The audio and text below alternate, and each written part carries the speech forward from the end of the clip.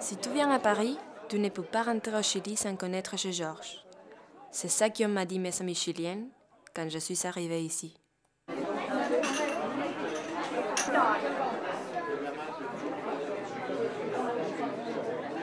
Moi, je viens le plus souvent ici et j'ai des rendez-vous presque chaque samedi, mais pas organisés ou organisés. Il y a des gens qui passent et qui disent « Ah bah Martine est là, c'est samedi, on rentre. » Ou alors on s'envoie, maintenant on est moderne avec le téléphone portable, tu dis « Bon ben, je suis au bistrot, j'ai pas besoin de dire comment ça s'appelle. Je suis au bistrot, est-ce que tu viens, est-ce que tu es libre, est-ce que si, est-ce que là ?»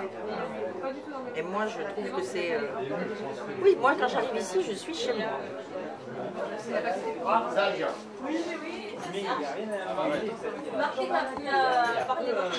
Mais vous avez négocié pour les contrats, t'as vu avec Martine? Pas question qu'il y ait une commission plus importante que la mienne. Qu'est-ce que t'as encore raconté? Ça, c'est pas prévu, tu vois. Quoi, qui? C'est un ami à moi. Bon, je suis venu ici, à l'époque, c'était déjà un café, un bistrot et une épicerie en même temps. Ça, oui. Je sais pas le synopsis de ton texte. Moi, pour ma part, habiter au numéro 13, c'est-à-dire avec le mur mitoyen du comptoir des canettes, de chez Georges, pendant 12 ans. Donc ça, c'était ce qu'on appelle notre succursale. On ne rentrait jamais à la maison sans passer par le bistrot. On a passé énormément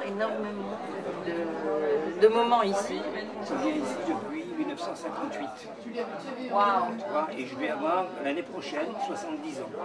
Mais ça te coupe le son. Si Dieu quiere. Bah, vous voyez, il n'a rien à voir dans mes histoires. Qu'est-ce que Dieu veut là?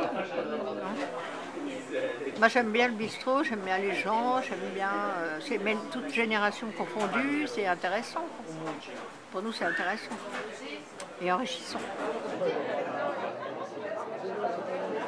Mes parents sont venus ici en 1952. Donc ils ont pris ce café qui était... ils l'ont pris en gérance. Et puis moi à l'époque j'avais 14 ans, je suis née en 36, oui j'avais 14 ans. Et moi, j'ai tout de suite aimé les gens, aimé servir, aimé...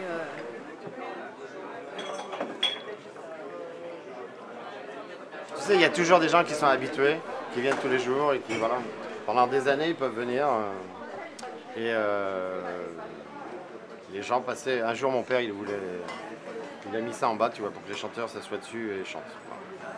Tu vois, c'est la première photo, là, Eva. ברוח שושן ושמה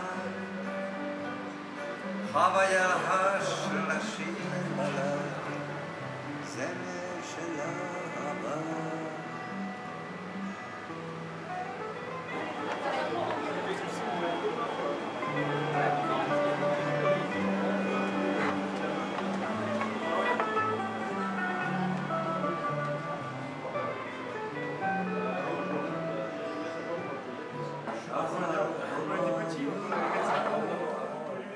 Moi je suis né ici en 1965 et j'ai commencé à travailler ici quand j'avais 14 ans et je n'ai jamais arrêté. Donc, à l'époque il y avait encore des spectacles, donc je présentais les artistes, il y avait beaucoup de chanteurs, de chanteuses.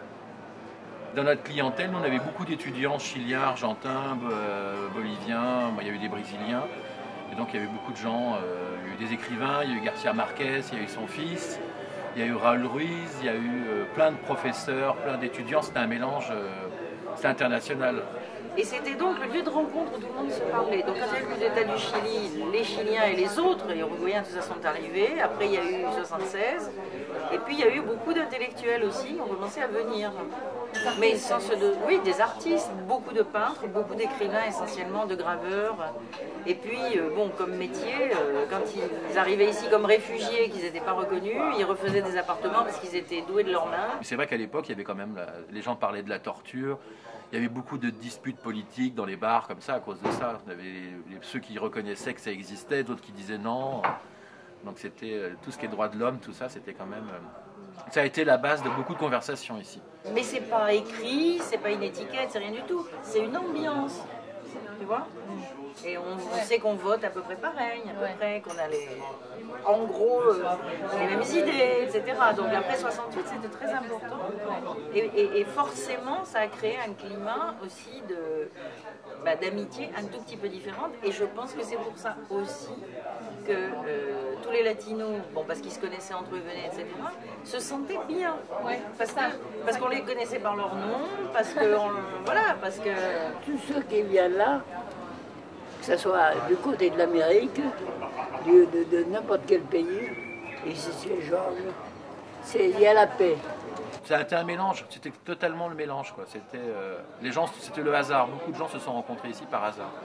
C'était une adresse un peu. C'était beaucoup de gens avant d'arriver chercher un studio, ils arrivaient au café. C'était une espèce d'adresse. Des tas de gens, même encore maintenant, quand ils reviennent, ils n'ont même pas à l'hôtel, ils arrivent ici avec leur valise.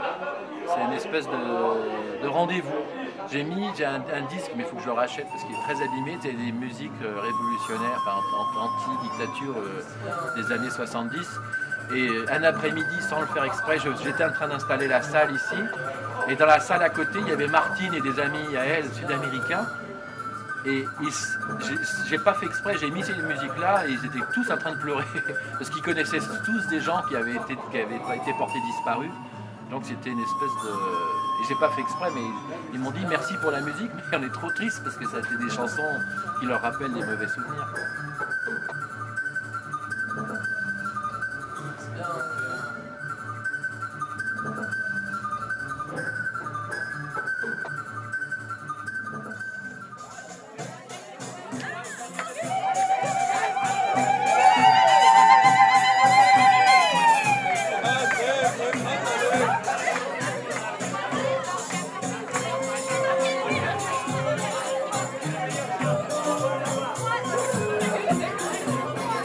À l'époque, ma grand-mère était dans la cuisine là-haut, les murs étaient couverts de cartes postales du monde entier, parce que les gens, même s'ils mettaient un petit bonjour, c'est tout, mais on avait des cartes postales du monde entier.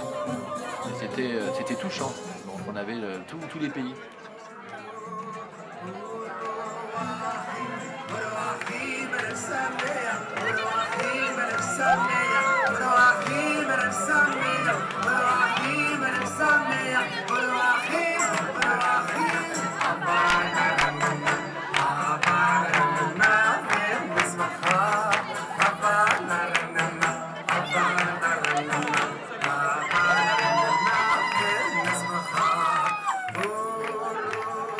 Je les vois bouger, au rythme de la musique.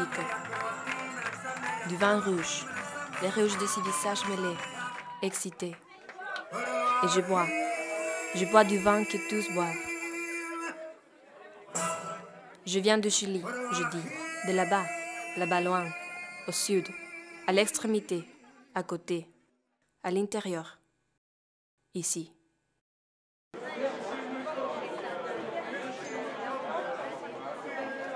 Moi qui suis à Paris depuis 3 ans, je sais que chez Georges c'est quand même un bon lieu de rassemblement et de communion. Et c'est vraiment l'occasion de rencontrer des gens, tu vois. Je sais pas, tu vas dans des sauterelles parties à Paris, dans des sauterelles var, c'est pas du tout la même chose. Et évidemment, quand tu as un accent, quand tu viens d'un pays un peu différent, tu connais pas la culture, tu connais pas les références, voilà, tu t'es retrouvé ici, c'est facile, tu rencontres des gens.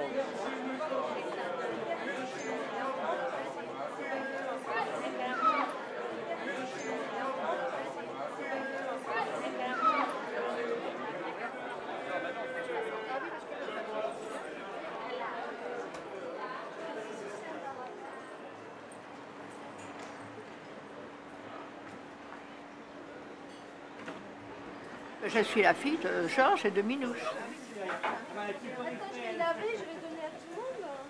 Je peux? Oui, au marché d'Aligre, ça va pas. Tout le monde est... Jean-Pierre est gentil, Jean-François est gentil, Hugo est gentil, Jean-Maurice est gentil, Thomas est gentil, Abdou est gentil. C'est pour ça que ça fait une bonne... comme une grande famille, quoi.